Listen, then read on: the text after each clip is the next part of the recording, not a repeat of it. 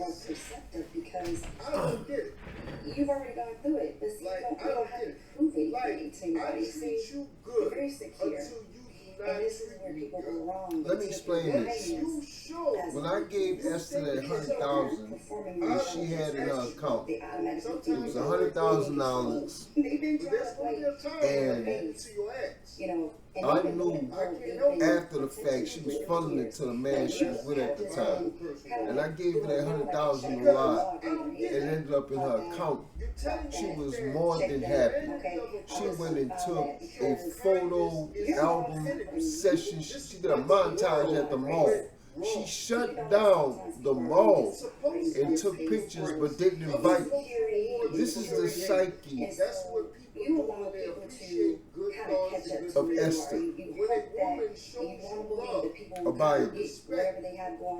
So, Ramadan, I converted to Islam for my fiance. She was my fiance. Understand something. You don't have to be a fiance to be married. A fiance means you are ordered to give that right to that woman.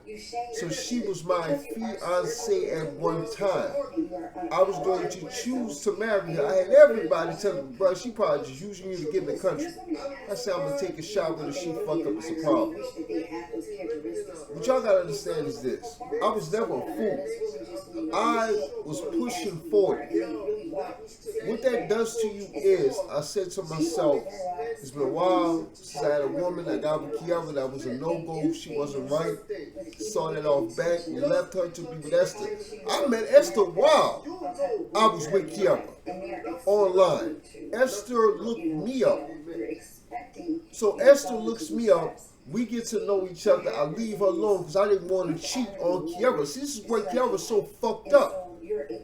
I honored our relationship. You were the one that was dirty. And then you spit them lies. But regardless, when I brought Esther back was when I said, fuck Kiara. She not right. I know she doing shit behind my back. She taking me as a game. That's what you don't do to a grown-ass man, baby. Whatever you thought, whatever you and Tanisha's confusion where y'all lost yourself, it was something about y'all that did not grow in y'all minds. Y'all still acting like little 16-year-old hoes. Grown-ass women don't do what y'all do. Esther is no different, but the only thing is, in her mind, she's a high-class call girl. And that's the facts. Nothing but hoes. Bree was doing her thing, not judging nobody, but it was all wholeness. Monica, wholeness. All wholeness to me. Everybody was holding on everybody. So when I tell y'all this, man, what I realize, it is better to be in your own devices and say to yourself, do I need this shit in my life? Because if someone keeps something hidden from you all your life, which is what my father did, my family did, and my woman thought they could play in my face and say he's not smart enough to see. They had no idea the shit that my family pulled. My family kept their shit airtight. When they talked about shit, they never once said, Brian, will you help me? My mom would be on the phone, real shit, and I would hit a problem.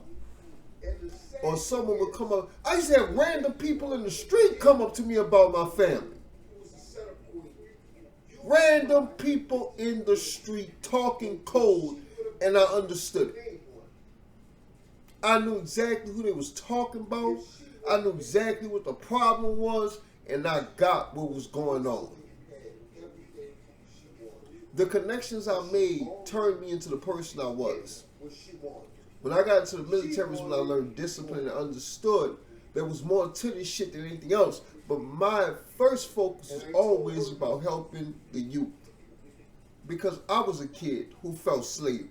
I was told I was nothing by everybody who he loved. That don't mean they totally love me. So understand something. Y'all women crossed a line that y'all can never come back from like my family. But I'm willing to hear you out. And that's all you got. And I'm going to leave that on a 5 with a positive. And that's the only love I got in my heart.